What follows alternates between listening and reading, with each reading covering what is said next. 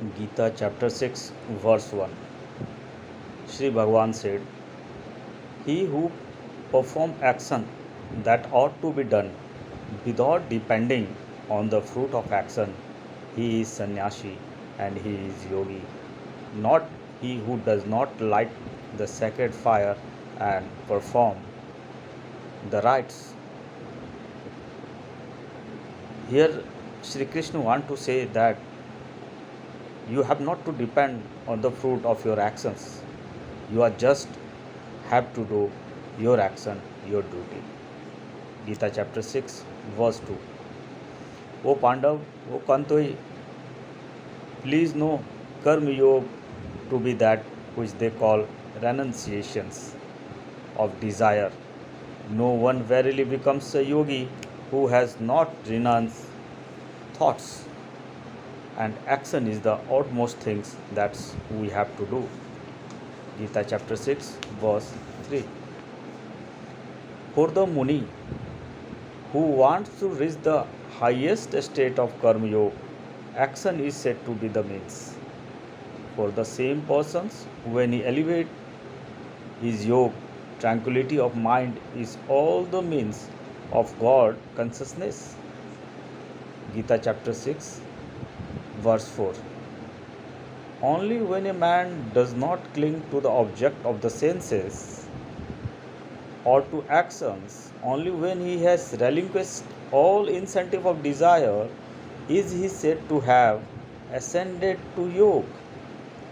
To control one's mind and to remain with tranquil mind are also signed to yogarudh.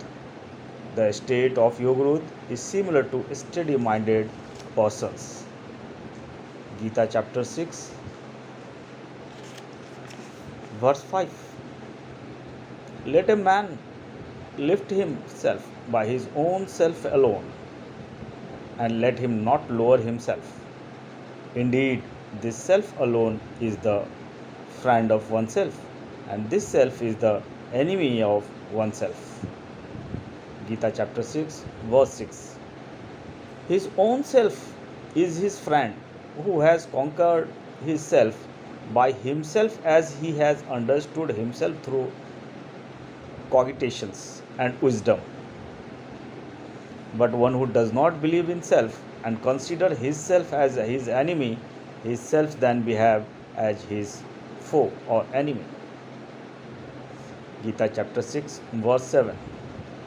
The soul of him who is self-controlled and peaceful is balanced in cold and heat, pleasure and pain, as also in honor and dishonor by others. Gita chapter 6 verse 8. The yogi who is satisfied with knowledge and wisdom, who remains unshaken, who has conquered the senses, to whom a lump of earth, a stone, and a gold are the same, is said to have attained nirvikalpa samadhi, that is harmonized. Gita chapter 6 verse 9. He devoted to me, who is of the same mind to the God-hearted friends or good-hearted friends, enemies, the indifferent, the neutral, the hateful, relative, the righteousness and unrighteousness, he excels. He don't bifurcate it between the good and bad, but he just doing his duty, his actions. Gita chapter 6 verse 10. Let the yogi try constantly to keep the mind steady, remains in solitude, alone, with the mind and body controlled, free from hope and greed. And that is the harmony between the mind and body should be maintained when you're going to control your senses, subsequently your mind, subsequently your intellect, and just devoted yourself to the soul, and this soul can bring you to that Paramatma.